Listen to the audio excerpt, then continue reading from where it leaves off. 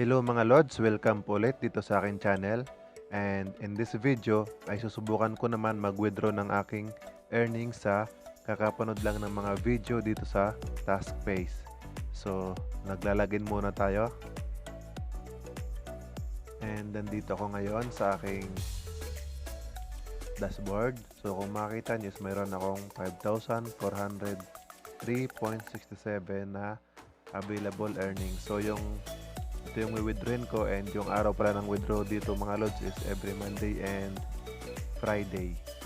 So dito subukan ko nang kunin tong 5,403, ilalahat ko na.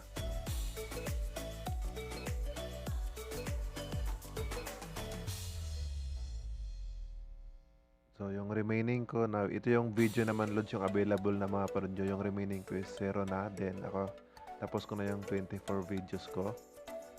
Then, dito yung mga option, pwede tayo mag-deposits, mag-withdraw, mag-upgrade ng account, and yung profile natin. So, yung akin is, dito ako sa withdrawal. Then, withdrawal funds, yung amount, earning balance. So, kukunin ko na tong lahat. Then, dito pala may payment fee na fees, wala. Wala daw. Pag payer yung gamit is 0 payment. So dahil wala akong account ng payer, perfect money pala. Pag perfect money is fees 0%. So kasi wala akong perfect money account, ang gagamitin ko yung Coins.ph ko. Okay, then dito sa Coins.ph is mayroong fees na 0.5%. Then ilalagay nyo lang yung wallet address nyo dito, din yung PIN number nung nag-register kayo. And ito okay na yung PIN number ko. Then click ko na tong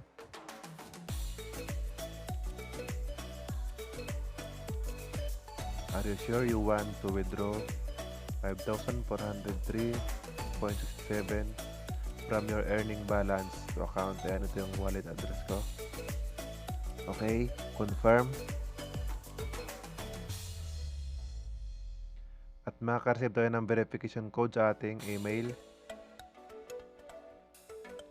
Then click confirm. So ayan, payout has been successfully. Manual payout of 5,376 has been requested. Payout fees is 26 pesos. Yan yung charge, malit lang pala, have been deducted from your payout amount. So dito mga Lowdz, update ko na lang kayo kung kailan siya o kung gaano katagal bago pumasok yung request ko. Update ko na lang kayo guys. Ayun mga Lowdz, so after 3 hours naka-receive ako ng email. Ito yung na-receive ko. Your requested payout $111 has been processed successfully. The fund should be in your preferred wallet in 20 to 30 minutes. Feel free to contact us if you have any queries on the same.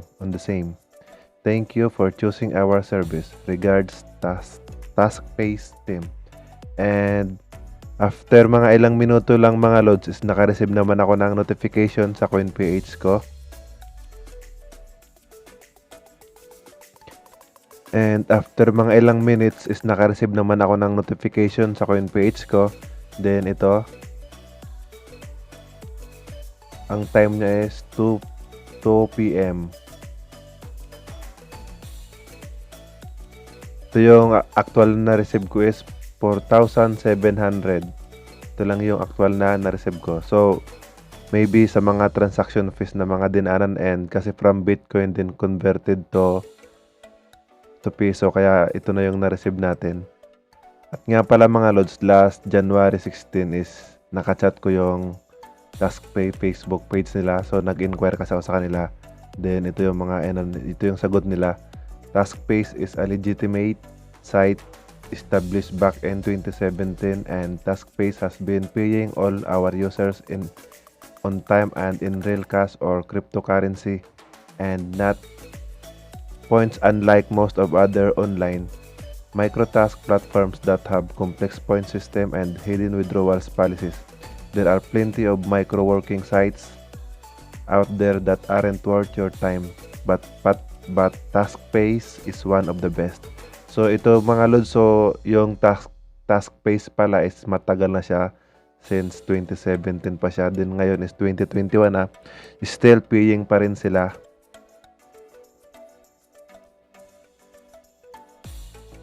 And siya nga pala mga lods, kung gusto nyo mag-purchase ng subscription ng 1 year and like nyo na mag-deposits ng money, click nyo lang dito.